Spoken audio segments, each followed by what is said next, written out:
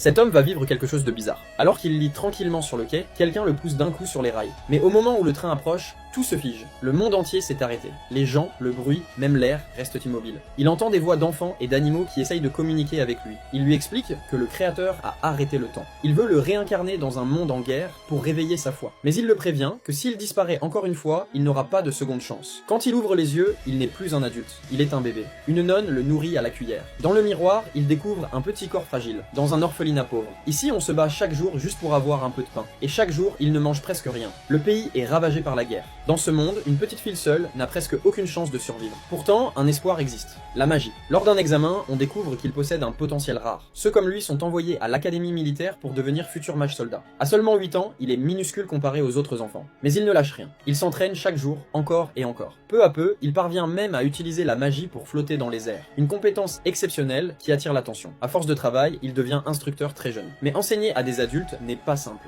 Beaucoup le regardent de haut à cause de son apparence. Pourtant, il ne doute pas. Il ignore les moqueries, garde la tête haute et continue à former les nouvelles recrues.